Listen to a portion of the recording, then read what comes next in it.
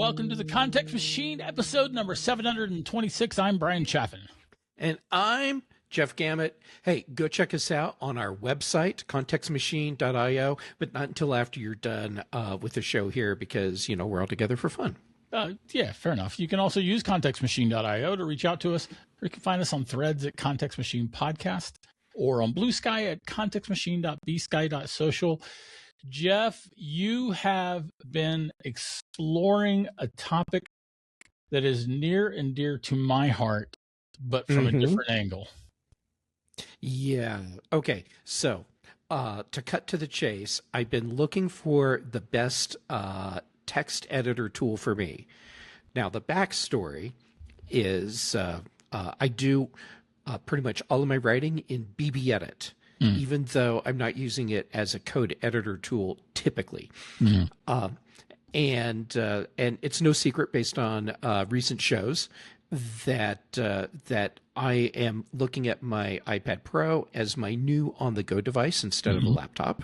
Do you use your on-the-go device as an on-the-go device when you're at home? Because we talked about it in the context of going out, you know, like in this case, covering a conference. But I'll give you a qualified yes.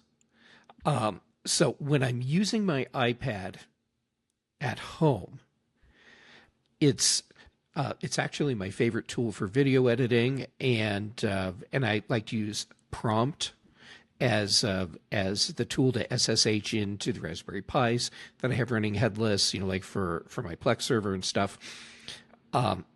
But then it's also my graphics tablet, typically. So I will sit at my desk right here with my iPad out and be working on art on it. Okay, you're not answering my question, because my question was about using your iPad as your on-the-go writing device. Oh, writing device. Yeah, sorry. And well, I didn't specify, but I didn't think I would have to. Yeah, well, you know, Mr. Mostly Pedantic. I'm just being obnoxious. So again, our conversation last week was specifically about you being able to use your iPad as your go-to writing device when you're out covering a conference. So my question is, do you write enough outside of your home when you are in your home area? Oh, okay. I can answer that question. Okay. Yeah, I do. I like to go to coffee shops and write from there, or occasionally I'll go. Friends will say, "Hey, come hang out at my office," and then I will write from their office. So yes, I use my iPad as a writing device, or also my laptop, whatever. I do a lot of local writing outside of my house too. Okay. All right. So, all right. That essentially we have established the importance of this for you. So please continue. And we have established the importance of this to you for me. And as we all know, that's what counts. That's absolutely true. Yep. I have a new shirt idea. It's all about Brian. Excellent. I like this. All right. We'll make it. Okay. Anyhow, yeah. So the thing is, when I'm at home, when I'm at my desk in my office, I sit at my desk and I use my Mac for my writing. Right. So I need to have something that gives me a seamless process of going between writing on my Mac and writing on my iPad. Yes. And I've run through a bunch of different tools trying to find the right thing for that. And the tools that I had settled on at various points were IA Writer and Ulysses. And most recently, I've been using Ulysses because there's the iPad app and the Mac app. And but the problem is that if I'm writing in Ulysses, after I get over about 450 words on my iPad, and keep in mind, this is an M5 iPad Pro, it gets very sluggish. Yeah. So what's the issue there, do you think? I think there's just something in the way it's been coded. So, yeah. But anyhow, then once I open Ulysses on my Mac, that's not where I'm going to write. So then I copy the content out, put it into BB Edit where I write. Good Lord. And, Stone knives and bearskins, man. That's outrageous in 2026. Exactly. So what I needed was something that actually worked much more transparently. Also, I'm not comfortable with the idea of having all of this stuff that I write locked into a proprietary format. Yeah. It should all be text so that it doesn't matter what I use on any platform. I can just open the documents. So I've had a bunch of people, primarily Mike Schmidz, pushing me to. I'll have a link to Mike Schmidz stuff. He's super cool. You people need to know him. Anyhow, he's big into Obsidian. And if you want to learn anything about Obsidian, you go check out the stuff that Mike Schmidz is doing. And yeah, so I'm like, well, there's so much that Obsidian does that I'm not going to use, so I won't mess with it. Finally, I went ahead and installed it because there's the Mac app and the iOS app, and it's just text files. So if you're into Markdown, you need to check out Obsidian. Anyhow, so I started messing with it and it was like, oh, here we go. I have a text editor that's not in my way. All the stuff that I'm not going to use is essentially invisible to me anyhow. Then when I go to my Mac, I can launch Obsidian if I want, or I can just launch BB Edit and open the same file.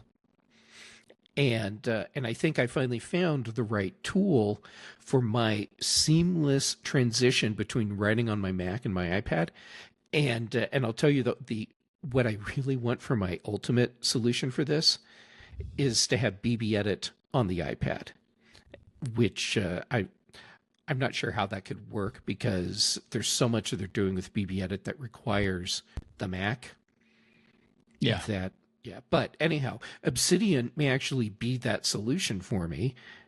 At least so far, it's working out really well. I'm very happy, and the past couple posts that I've written on my blog on jeffgammett.com, I wrote them in Obsidian, sitting at coffee shops, and then came home and opened the files in BB Edit to make sure that I hopefully caught all the typos, and it worked perfectly.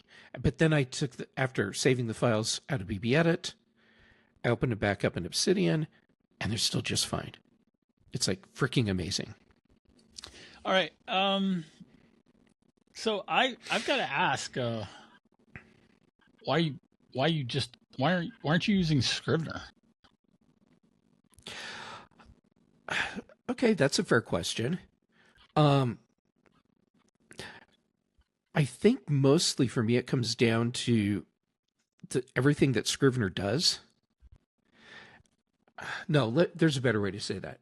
I believe that a solid 95% of what Scrivener does, I don't need for the type of writing that I'm doing. Didn't you just say about Obsidian that the things you don't need don't get in your way? That's true. Just say that.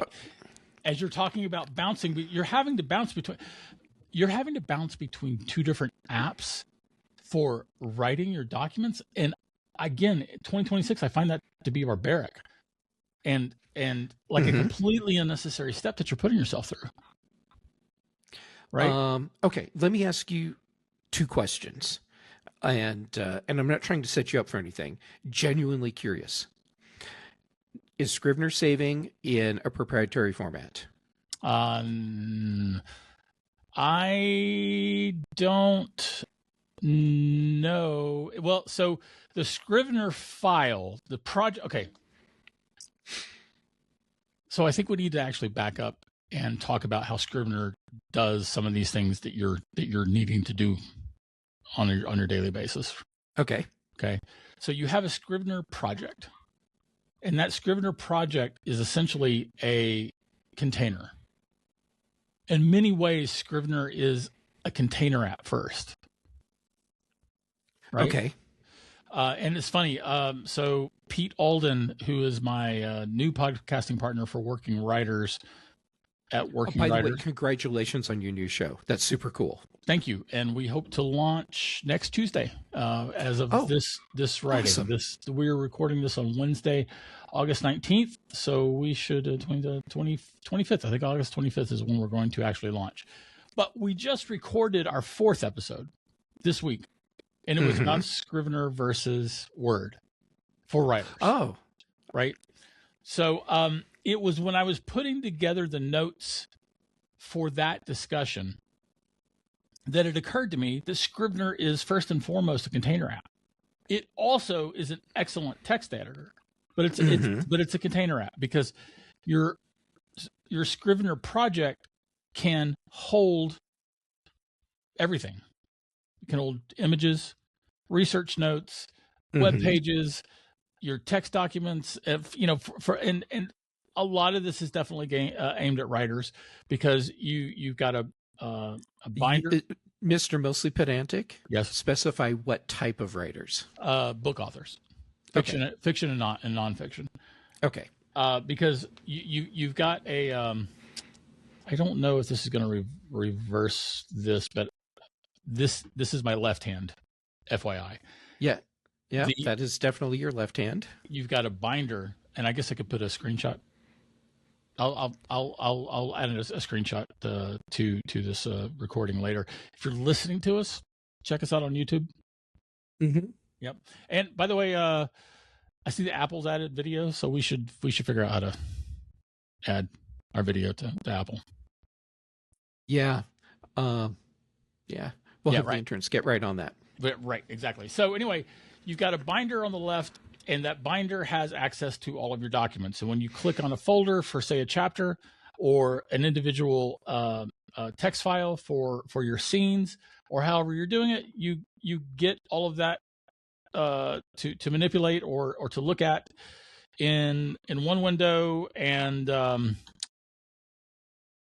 you can compile out to an enormous number of formats. Okay. So the Scrivener binder file, that project file that is holding all your stuff, is in a proprietary format, but it lives on your devices. Okay. And presumably there's a way to get into that we'll call it bundle, for lack of a better word, that package. A project file, yeah. Project file. And get out just raw text if you needed it. Well, I don't want to get in trouble with our listeners, especially listeners who know more than I do. I've been using Scrivener for 16 or 17 years. Nice. And I think it's amazing, and I think it's a great text editor. I did my D&D campaign in Scrivener. I've got a separate project file for the D&D campaign. It's got 40,000 words, hundreds of documents. It's got images. That's me using Scrivener for something outside of a novel or short stories. Yeah, but that seems like a really good use for Scrivener as well. By the way, everyone, Bryan as a dungeon master, just fantastic. And the story that he was weaving for us, and now I understand that part of that is thanks to how adept he is at Scrivener. Yeah, fantastic story. I'm very much looking forward to the day when we can all get back together and get back into this amazing world you've crafted for us. Oh, thanks. I appreciate that. That's very kind. But I don't think you can take your Scrivener project file, your .sriv file or something, whatever it is. I don't think you can actually access that outside of Scrivener. Okay. But you pay once for Scrivener and you're paid. Okay. And obviously any file that you have saved with the version of Scrivener that you own will always be able to be opened by that version. Right? So unless you have updated Scrivener, and then the updated Scrivener has then updated its file formats, there would be no change in those file formats. But that can't happen unless you have upgraded Scrivener. Okay. So I feel like Scrivener is absolutely a safe place, and you can save your projects on your local device or in Dropbox. I've been doing Dropbox because I started doing this before iCloud was really a thing, or you can save them in your iCloud. Okay. So, and to have seamless opening between an iPad and your Mac, you need to have it saved in the cloud somewhere. Sure, and that totally makes sense. And just for clarification, because I don't think I made this clear earlier, I can use Obsidian on my Mac or my iPad, so I can use the same app in both places, and it's a completely transparent thing. I just prefer to work in BB Edit on my Mac, so I am adding in an extra step that for most people is completely unnecessary. And I own that, and that's fine. But Obsidian on the Mac is actually really nice, and I really like how it performs. Okay, that's fair, and I will have to accept that you are simply using your apps wrong, and be okay, and be okay with that. Okay, so now that's fair. It's whatever. Anyhow, okay. So the second question I have for you, and this is because I genuinely don't know, how much does Scrivener cost? Oh, it's I think it's $60. I'm looking right now, And that's a perpetual license. That is a perpetual license, and it's $59.99 for a standard license. Educational is $50.99, so $9 less. And there are often like discounts that you can get. Okay. For a professional tool, that's dirt cheap. Yeah, and I haven't paid for it in 3 or 4 years. I want to say at least 2 years, and possibly three, and possibly 4. So they only charge for major updates. Okay, so they're generous with their updates along the way, and you probably paid an upgrade price and not full price. I'm guessing. Okay, so all right, I think they're doing that the right way. I'm sorry about the dogs. The dogs are going nuts in my neighborhood. It's because they love Scrivener. Yes, or maybe one loves Scrivener and one's like, no, use Obsidian. Okay, so the price structure for Obsidian, you can use the app for free. If you want to use their secure encrypted cloud sync service, you do pay for that. So their business model is selling you the sync service. Right. You can, however, just connect it directly into your iCloud account and just set up a directory on iCloud. And they warn you, hey, we're not giving you any encryption with this, which in my case is fine because I already set up Apple's encryption for my accounts. So in my specific situation, I'm not actually having to shell out money to use Obsidian. And I get that if I shelled out would you say $59 for Scrivener? $59.99. Okay, so the $60 for Scrivener. Then and then I used only the probably 2 tools in it that I would need. I'm guessing. I have no idea. Well, I would still get my $60 out of it. The tools that you would need from Scrivener include the ability to dump anything and everything associated with the project, right, into the container file. So that's one tool you would use. You would also use the excellent writing environment.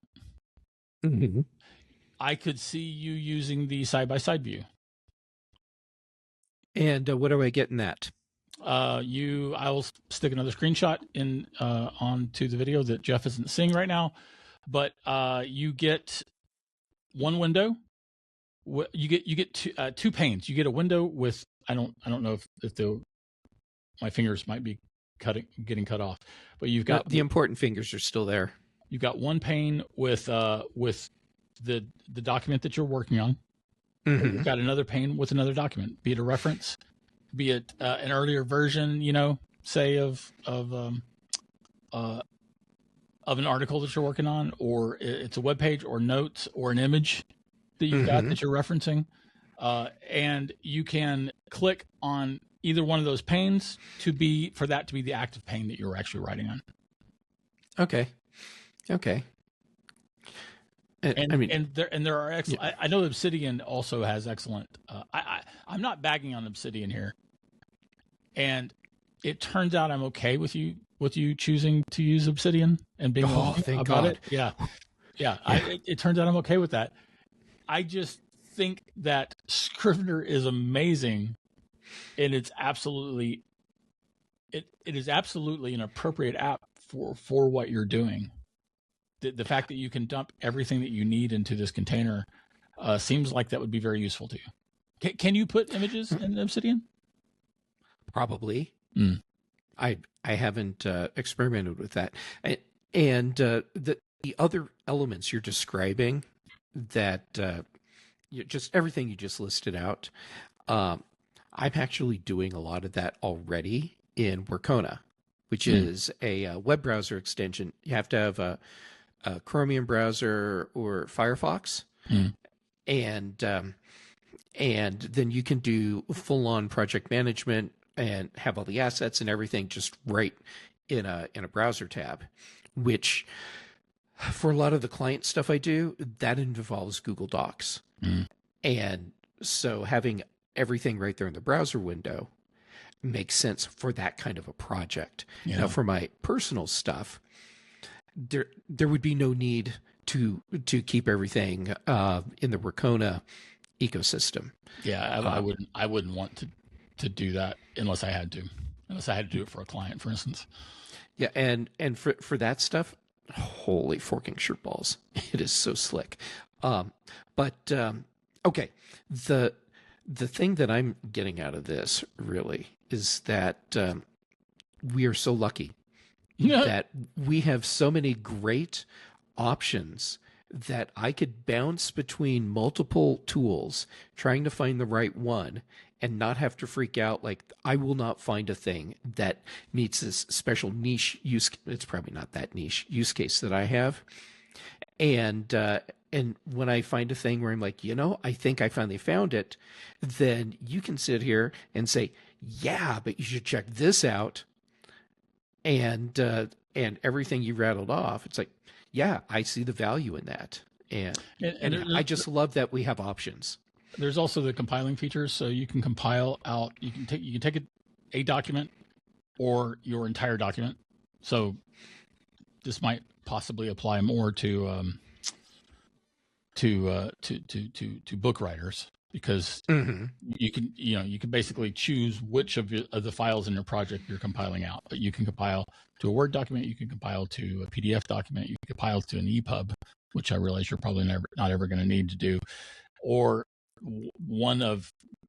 there are a crap ton of file formats that you can compile out to, and you can also compile out to an HTML document. Okay, that's super cool. Yeah, fair enough. I totally see the value in that flexibility. All right, I accept your apology, and we can move on. All right. Well, okay. So everyone, here's my call to action. What do you recommend that I use, and why is Bryan wrong? Bryan's not wrong, but why is Bryan wrong? No, I'm not. All of that was strictly a joke, because it does sound like Obsidian works fine for you. I suspect that Scrivener would work better for you if you were so inclined, but I also suspect that you don't need to be so inclined. And Hold on. Let's look at their webpage. It looks like, oh, they have a free trial. So Yeah. I could risk-free install Scrivener and do a comparison. Right. I would be interested to see how you thought about the writing environment compared to BB Edit or Obsidian. Yeah, I'll let you know. And I fully expect that when Mike finds out that I'm using Obsidian now, because he's been telling me for years at MacStock, you need to use Obsidian, and now I'm using it. He is going to like hone in on me and be like, okay, Jeff, you have to do this, and you have to do this, you have to do this, because the stuff he does with Obsidian is like on a whole nother level. Right. I've got one of my author buddies, one of my Sirius Station mates, is a huge Obsidian fan, and he also uses Scrivener.